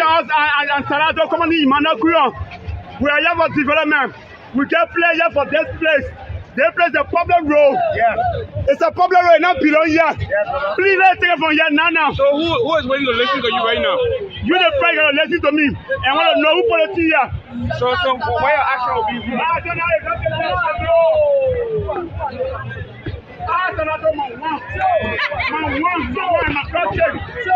trusted. It's not correct. So when did you plan this action? I plan the action now. I check my farm. I tell my phone now I'm planning action. Salah, this is your promotion. I stop with my counter here. The one I'm doing nothing for my phone. That's a counter for. I'm not getting nothing for the couple of shop here. I will tell all the show.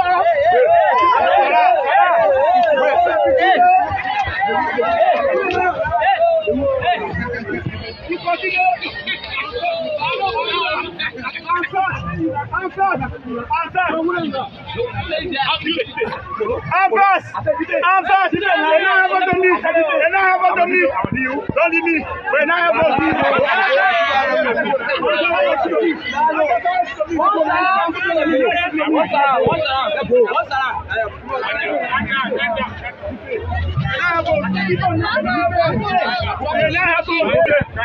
Where are you coming? You will help me? You help me to come on the picture there. You help me my children go to school, no picture. Will help you. They will be content. So what's your real name? What's your real name? My name is Emmanuel Sige Sarato from Nimakade. Emmanuel Kuiwan? Kuiwan Sarato, Sige Sarato. This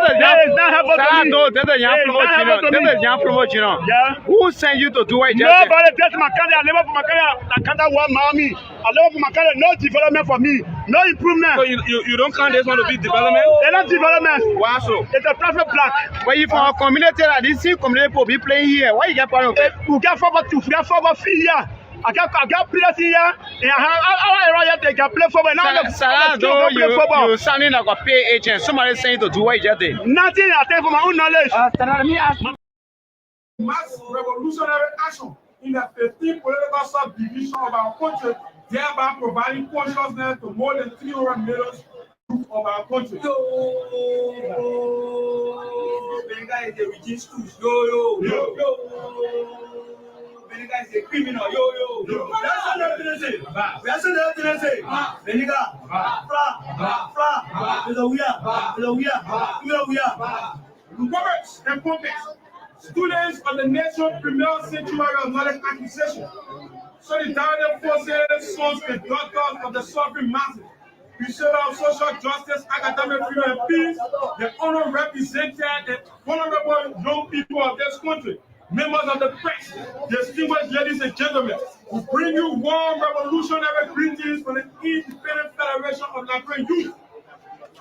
The Independent Federation of Liberian Youth will be consternation after disgrace and unreserved deed condemn the illegal and illegitimate nature of the current Federation of Liberian Youth presided by a pro-regime stooge who takes direct instruction from the status quo before effectuating tax in Madam Benica Eleanor. Comrades, in such fragile times like these, when the government saw it as to maintain power amidst mass suffering and oppression by attempting to remotely control all credible youth and student organizations in Liberia, we want to make this categorically clear that the bunch of violent students for the campus of the University of Liberia will now be victim to that disgusting plan of the failed Wiade regime. Oh, Benica, I feel integrity with the Wiade. Yeah. Oh, Benica, go in the poem is a yo. Benica must go, yo. Comrades, we were told by your trust that the crisis of humanity is reduced to the crisis of leadership. The current Federation of Liberian Youth is a victim of such statement as it is bereft of the understanding of existing conditions confronted by the young people of this country. A leadership that lacks the balls and scruples to deliver a genuine alternative for the whole of the youthful population will now be taken seriously by conscious in the Boyle student. A serious leadership that was imposed on the young people of Liberia in a stage-minded congress. A great mass of candidate can never make decisions in the interest of more than 3 million youth who make up 70% of the entire population. The students and masses of the Liberian people do not see themselves in Benica flag. And a clear demonstration was seen a few days ago with a very poor turnout in a so-called launch of National Youth Agenda, as well as for perpetual silence. For example, on the recent saga involving the late daughter of former Chief Justice Dora Mususko. Oh, she has taken flight to be a birthday club, yo. Comrades and friends, the current Federation of Liberian Youth and its so-called leadership does not reflect the hope and aspiration of more than 300 million youth of this country. The process we saw Madam Benica as a representation of millions of youth of Liberia was involved with fraud, mendacity, and deception. The people were not part and parcel of any process, making Benica President, Dugu Jala Secretary, and others. With the help of certain regime forces, they utilized state authority and influence to manipulate the election process. It can be recalled last year that some disenchanted coordinators filed an injunction to the General Assembly following irregularity and procedural lapses. But to the dismay of the young people of Liberia, the civil law could be mediated by an immoral and compromised judge in Yami Bese revoked the injunction 3 hours of being issued without a hearing or justice being served for those aggrieved coordinators. National Tennessee. Come my friend. Come my Benica. Yo, they are all coming. Yo. Comrades, this out-of-state orchestrated plan is an affront to the essence of democracy as well as our constitutional right. A former criminal like Yami Beze has no integrity to sit on the Supreme Court bench of the Republic of Liberia. All the judges say that they'll put in our army, so we are fighting with you, yo. Comrades and friends, again we say here, the current leadership of the so-called Federation of Liberia is nothing but a caricature of imposed enemies on the young people of Liberia. They continue to parody arrogance and with a scattered agenda in the interest of Mr. Weah as opposed to the youthful population. The illegal occupation of the current Federation of Liberian Youth grossly violates the provisions and bylaws of the Federation of Liberian Youth as well as the 1986 Constitution of the Republic of Liberia. It has been almost 1 year. We are yet to experience a genuine and practical stand of the current Federation of Liberian Youth. Since the coming into being of that illegal leadership of Benica, all we are known is deception as well as the gradual perpetual death to the essence of the student movement. The greater achievement of the Federation of Liberia youth on Benica is nothing but so-called imaginary policy agenda that has not different from the field we are proper agenda for prosperity and development. Yo, independent crowd, the Lord report say, yo, let's be on. Come my fly, yo. Comrades, and as the logical university student as well as young people of the Republic of Liberia, the student movement on Benica flag has been distributed and displayed into MCC's trash can of Siko fencing and blue lady. We are generalizing. Jeff Cody. The historical role of the Federation of Liberian Youth has been reduced to nothing but a partisan organization doing projects for the CDC. The Revolutionary Independent Federation of Liberian Youth wants to utilize that wetland to call on students, youth, and other organizations of the Republic of Liberia that anything coming from a so-called Federation of Liberian Youth on Benica is run out as a CDC agenda and must not be taken seriously. We call all youth from the 15 political subdivision of our country that a Benica flag is nothing but a caricature of CDC maize-based agenda. The Independent Federation of Liberia will lead the charge and provide a better alternative as well as functional in demonstrating the essence of the genuine Federation of Liberia. Independent Federation of Liberian Youth on today addressed the media and spoke on a number of issues, but the key thing that is they addressed was the way in which the Federation of Liberian Youth, the umbrella youth organization of all youth groupings in Liberia, on the way in which it is sailing under Banika Elliott. So why is it important for us to talk about this? Liberia is a country where the population, most of the people in this country, they are youth. And those that are at the helm of decision making, especially in youth organization, they are supposed to serve as the compass, the direction. They're supposed to give the direction for people to go. But when people who are supposed to give you or show you the direction on where to go, when they are politically influenced, it affects their independence, it affects their judgment. So you now, as a young person, you are caught between the web. If you don't know how to independently analyze national issues, you are caught between the web on where do I listen? Do I listen now? Because we have Independent Federation of Liberian Youth and we have the Federation of Liberian Youth. So the Independent Federation of Liberian Youth is accusing FLA of being a stooge in the hands of the government. And this did not only start under the CDC-led government. I do remember back then there was this person that headed FLA. I hope I'm not making mistake with the name, but I think he was one cover, and he was very vocal on the Unity Party-led government at the time. And then subsequently, he was awarded an assistant ministerial job, I'm sure, at the Ministry of Labor. I hope those that know this can give me the full name. But one cover, he was awarded assistant ministerial job at the Ministry of Labor. And in no time,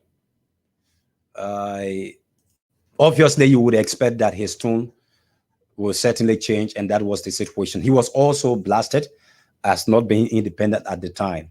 So there is this issue where when FLA is dependent upon government for support through the Ministry of Youth and Sports, there is a tendency of the Minister of Youth and Sports being used as the conduit for the government to have its grips upon the student grouping. That is the situation in Liberia. So the student body is supposed to serve, like I said, a compass for young people to take cue from, whether national issues or any issue, based on what FLA is saying, based on the direction FLA is giving to young people. That's where they will be trying to lay their judgment. But with the internal wrangling that has engulfed FLA, having been formed into a fragmented youth grouping, then it means you as a young person now, you have to sit and ask yourself, which one of these groups are pushing the right thing that is intelligent that I can follow. This one is being accused, which of course it is very 100% likely that whosoever sits as fly president, it is most likely that that person comes under some level of influence by state actors, precisely from the Ministry of Youth and Sports and other governing body that have youth matters. They use you. Maybe they use that minister or they use that person to associate with those youth organizations to go in alignment with the government, whether condemning government policy or being very cool with the government, because the government knows that if the young people in this country have one voice and the government is doing the wrong thing, the government knows that definitely it has sown a seed for chaos. So the government at every point in time will try to ensure that you have a fragmented youth organization in Liberia. This, from my days at Weather Truth or ELBC, this is my independent observance on these things. The government always try to have a divided youth organization. Sometimes Fly will come up with a release, Linsu will come and condemn that release. You see this organization, because the government knows that a one voice youth grouping and the government is not doing the right thing, and young people being significant in the population space, it means that government is for destruction. So, okay, so we are being told that on today, the Liberia National Police released a press statement, which I would like to read for those of you that are following the platform this afternoon. It says the Liberia National Police have given 72 hours ultimatum to Councillor Jerome Verdier to retract his statement made accusing the Police Inspector General Patrick Sudu of being one of the suspects in the armed robbery that occurred at the former justice, that's Chief Justice of the Supreme Court, Councillor Gloria Musu-Scott's residence, that led to her daughter's demise. The LNP said the failure to the adherence, I don't know why they go pull there again. The failure to adhere to retract the statement made by Councillor Verdier, civil actions will be taken against him. Moses Carter is the spokesperson of the police. I hope we can even establish contact with Moses to further expand on this on the platform this afternoon. So Jerome Verdier, though I have not really followed some of those podcasts, I'm told on Spoon Network, has been speaking loudly. You know, there are people, I told you, when there are certain people in Liberia, when they speak, you just don't come out and refute what has been said, because they sit in a position where they are filled with information. And so when they come up to speak, all we need to do is to keep asking here and there. So I think what the police should be doing is to maybe say you want to invite him for him to further verify some of the comments that he has been making, not just against the former police spokesman, I mean the current police chief rather, but also allegations that have been levied against the city mayor as well. This man is a former chairperson of the Truth and Reconciliation Commission. This man is a human rights lawyer. This man have got contact with both regional and international actors. He's away, but that does not mean he's blocked from receiving information back home. So what I think the police should be doing is for you to be wanting to make inquiries on some of the allegations that have been levied against both the police boss and that of Jefferson Koji. And like I said earlier, anything that borders on current government official, you see this government moving at the speed of light. Like Chris Brown movie, it says speed of light, meaning they move fast to ensure that actions are taken. So since Verdier has been saying things, and some of those issues border around the integrity, and the conduct of the police chief. So they are coming up with a press statement. I am not very certain as to whether a press statement was issued when Gloria Musu's alarm about insecurity or an imminent threat that was posed to her family. The society is doomed. Let me say that. The society is doomed. And when these things are happening under President Weah, for me, I am not being caught by surprise. When every sector of the society seems not to be functioning in the manner and form in which it should function in a democratic space, I am not taken aback, because these things were foresaw far before the 2017 elections. And we were some of the ones that spoke the loudest, being very objective at the time, that this country was and still in need of a competent, experienced, and someone who is serviceable to country when it comes to having that true passion and understanding about the issues of governance. So it is under his administration we are, and so like I said, we are not taken aback. Let me apologize to the viewers that Bishop Johnson just indicated to me that he's occupied at the moment with other matters, and as such, he can't be joining us on today. We've rescheduled the program for a later date that I am hoping that we will have him on the platform. Similar situation also we had with the unfortunate situation involving the Nimba County lawmaker. Okay, so I think we can bring you the press conference on today at the LMP headquarters, where Moses Carter addressed the media regarding this situation. Are we okay?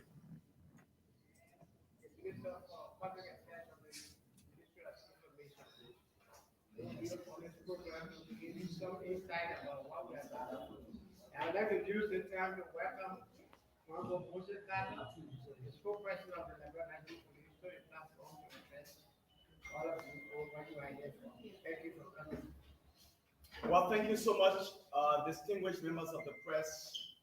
We, on behalf of the leadership of the Liberia National Police, want to use this opportunity to once again welcome you here at the headquarters of the Liberia National Police. Usually, we do this. We invite you to provide you regular updates on ongoing police investigations, because this is the conduit by which the public gets to know where we are with our investigations. And so the Inspector General of Police and the leadership of police is very much pleased to have you here at our headquarters. And I'm also pleased to have with me at this briefing the Deputy Minister for Information Services, or you may say Public Affairs, at the Ministry of Information, Honorable Jarawa Tombo.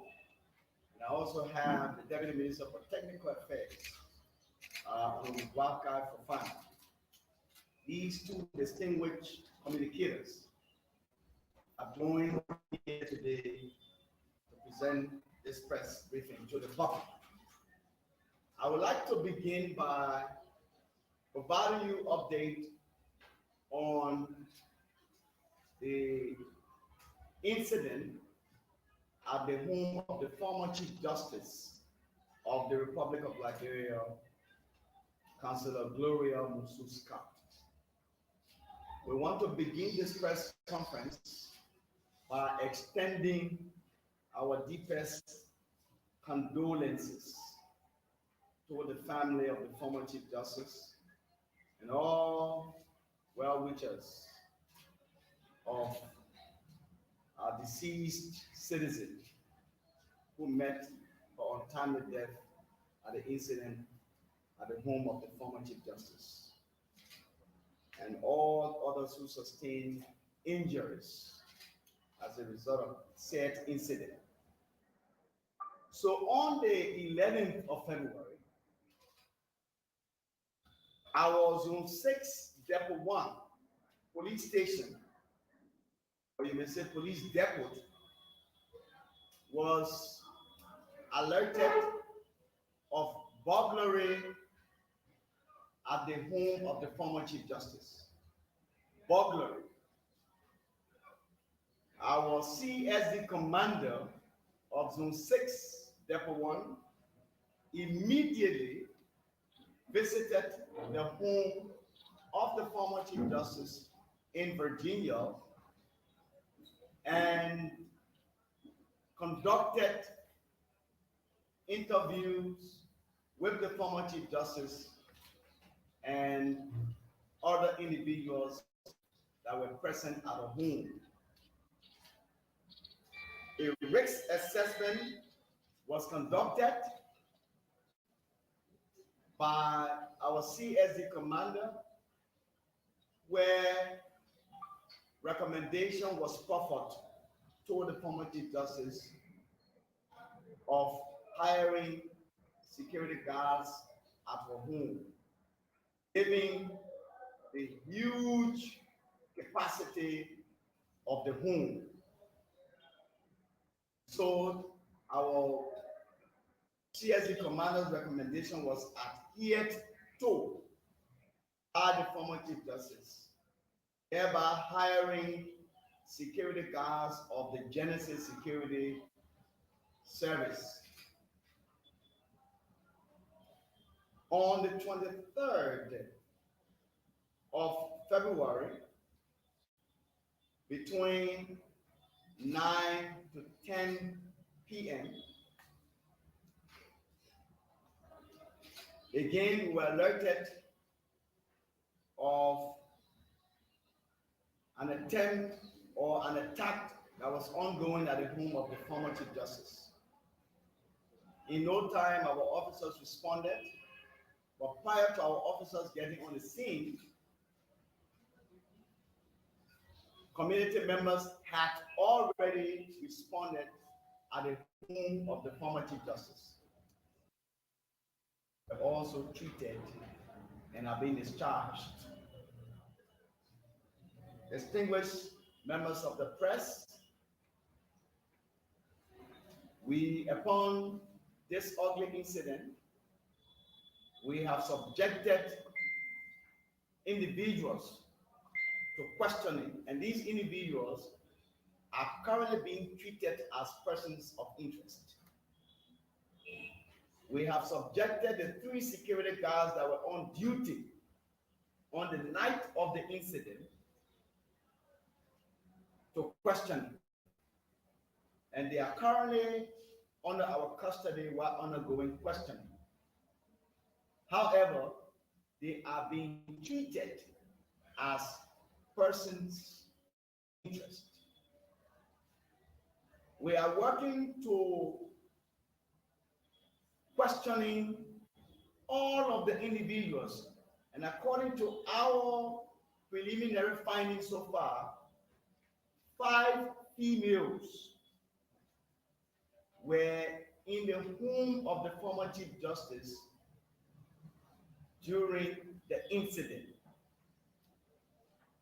These 5 females, 1 now deceased, and the other 4 that are left will be subjected to further questioning with the sole intent of establishing facts, circumstances surrounding the death of this Liberian citizen. It is hoped that those 4 female occupants, including the former Chief Justice of the Republic of Liberia, will accord our investigators public on any update where necessary for public consumption as this investigation continues. We urge members of the public, individuals of the state, to desist making uninformed insinuations, misinformation, disinformation on the current ongoing police investigation. We urge anyone who has any information whatsoever to make use of our national investigative institution, which is the Liberia National Police, to give us any useful information and desist politicizing the death of a Liberian citizen that would have been a promising citizen of this country. When people are mourning the loss of their relative, it is only important that if we can help them, let us desist from harming them by politicizing the death of their relative. This is something very serious,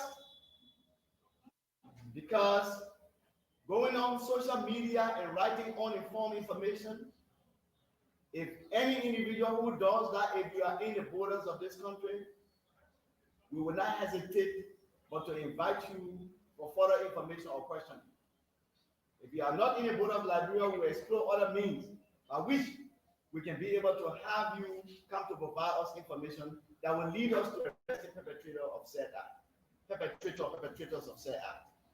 Please, this is something very serious, and we urge all of us as Liberians to work together, put our actions together, put our differences together, and work together in ensuring that this perpetrator, this individual, is brought to book to face the full weight of the law.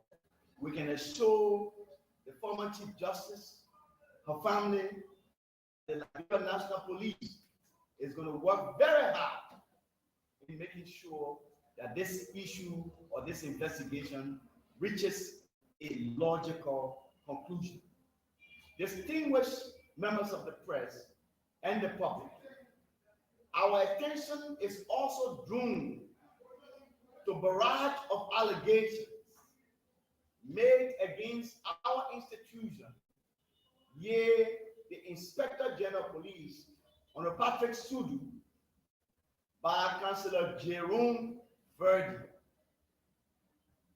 Councillor Jerome Verdier had misinformed the public of an investigation that was concluded by the Liberia National Police in 2019.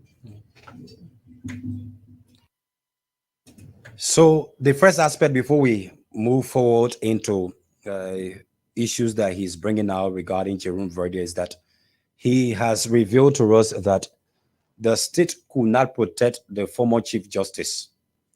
The moment the Chief Justice reported the threat that was very imminent to her life and the family, what people in the US do is to ensure that both the former Chief Justice and her families, they were going to ensure that they have all-round security protection.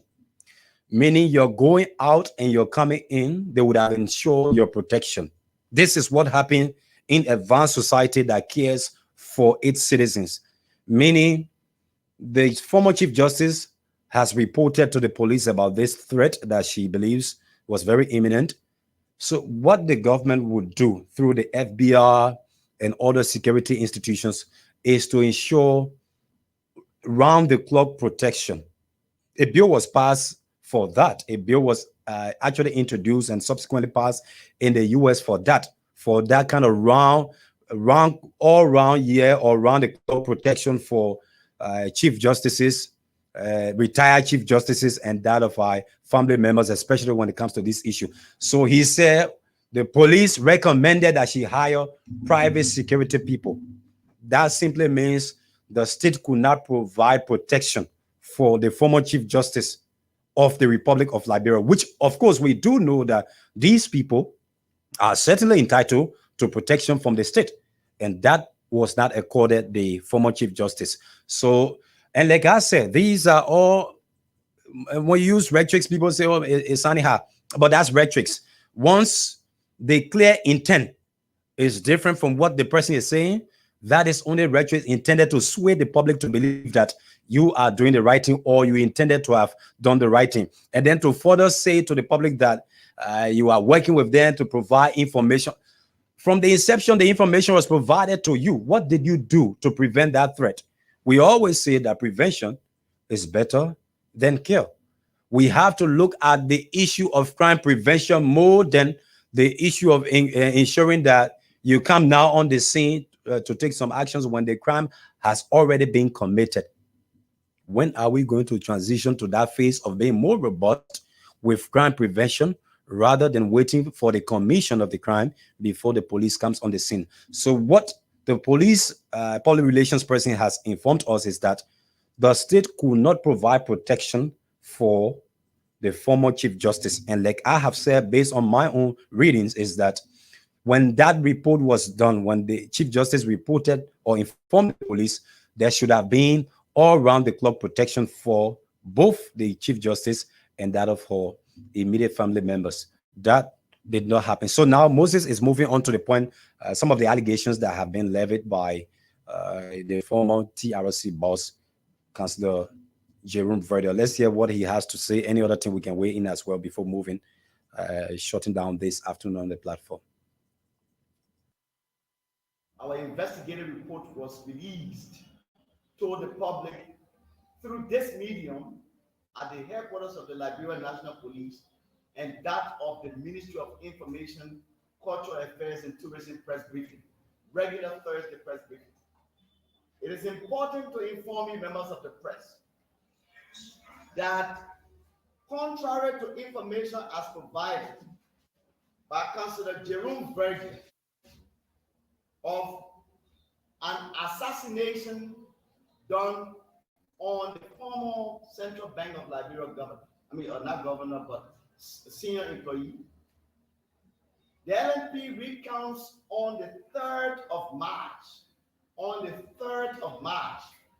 2019, officers of Zone 9 were alerted of a hit and run situation involving deceased Matthew Innes and an unidentified driver around the 72nd SKD Boulevard community about 2 a.m.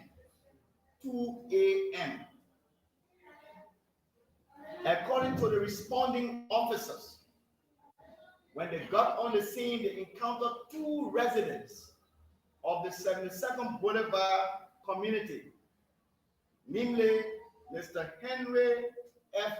Davis, Sr. and Eric J. Van.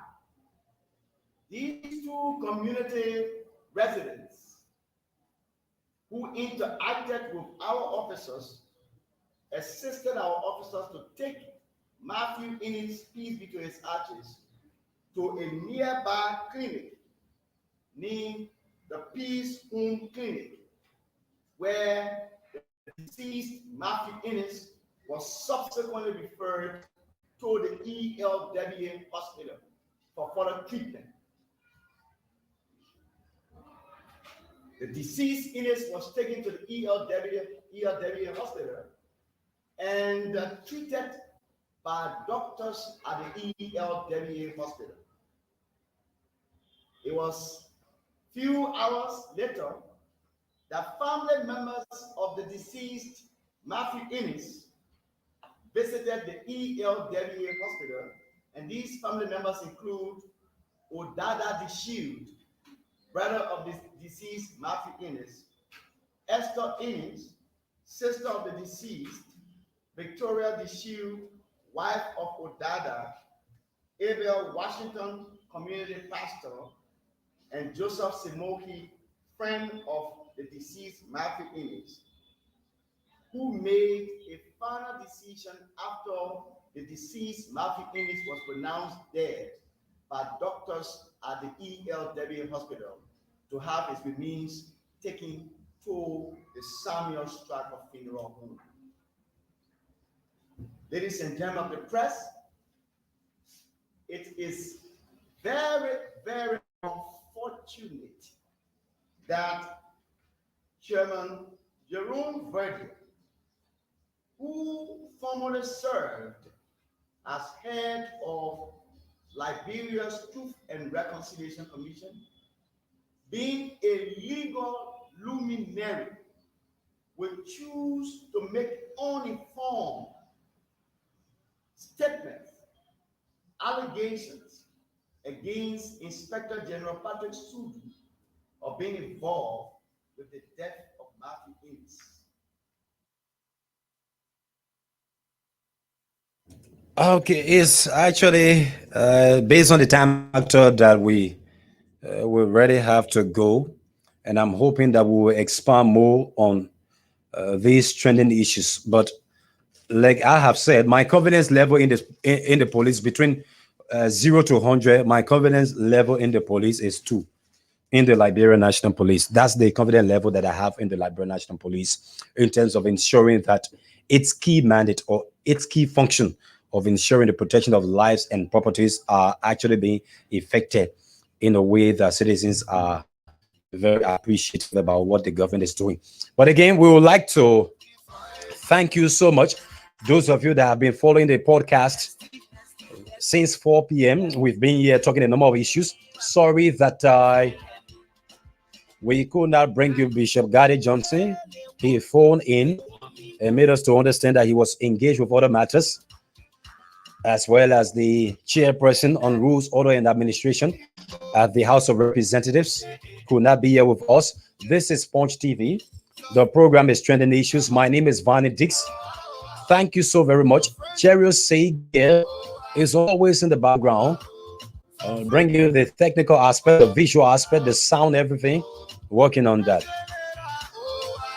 Diamond Slanger is going to be here on tomorrow, the Tuesday presentation. Wednesday, I'll be back with you on the program, Trending Issues. Have yourselves a wonderful and a pleasant time. Bye-bye.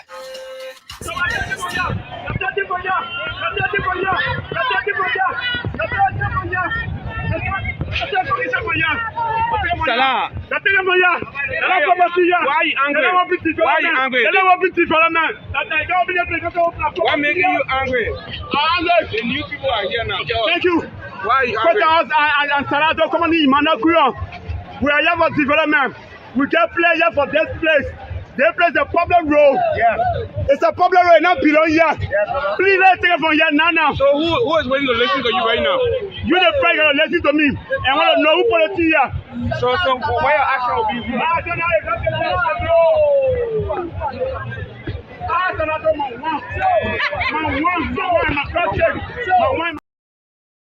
Yea, the Liberian National Police, or else